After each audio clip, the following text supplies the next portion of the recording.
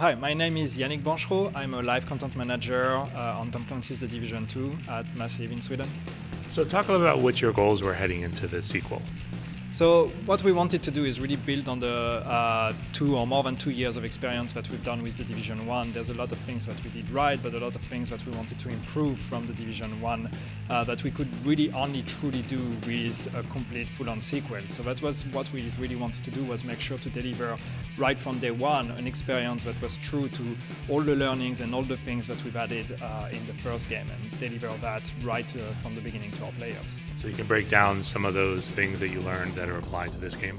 Yeah, so the main priority for us when we did The Division 2 was the end game first, was really how do we make sure that we deliver a very solid end game right from the beginning. With the first game, we felt that we could do better with the end game, especially at the beginning. A lot of people gave us feedback right when we launched that the end game was not exactly what they wanted. So here it was really how do we make sure that we have an end game that is compelling right from the beginning, that we have a very smooth transition from the campaign part to the end game, so as many players as possible transition to it, and then we have an end game that everybody feels is consistent, is dense enough that they really want to invest a lot of time into it. Can you talk a little about the scope and what's happening in the storyline for this game? So this game takes place 7 months after the outbreak. So it's 7 months after the pandemic that started with Black Friday, that was spread across the whole nation via the dollar bills. And so, the nation basically almost collapsed. New York collapsed, and in the first game you were trying to save everything in New York because this was the epicenter of the epidemic. But despite your best effort, it still spread across the nation. Now we're 7 months later. You're coming to Washington, D.C. as a veteran agent, answering a distress call, basically, that you receive that asks all the agents to come to Washington, D.C. for reasons that you're going to have to unfold while you play the game. So you arrive in Washington, D.C.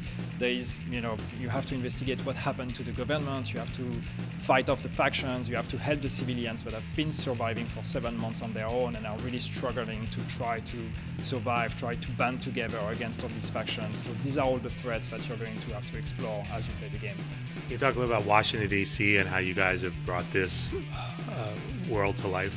Yeah. So one thing that was very clear for us when we started working on Division 2 was that we wanted to move out of New York. We wanted to explore a new city. We explored a lot of options. We looked at New Orleans, we looked at Seattle, for example. These were some of the cities. We wanted something that was a bit more diverse, more varied in terms of environment. But we always constantly came back to Washington, D.C. as an idea because we felt it was such a good fit in terms of upping the stakes, upping the scale of the story. Like you go from New York, which in itself is already quite a very important symbol, to Washington, which is another important symbol. It's the symbol of power for the nation. So it made a lot of sense in terms of story. It also made a lot of sense in terms of the setting and the gameplay aspect, because it's a much more open city. There's a lot of open areas where you can have 360 combat, for example. It has much more diverse environment. We can play a bit much more with the nature, for example. It's not just block and street. So there's a lot of reason why it made sense for us. And then recreating it, we used some technology that allowed us to basically recreate a one-to-one scale of Washington, D.C. So all the streets are the actual streets of Washington, D.C. And then we took some freedom into transforming it into our very own version of Washington, D.C.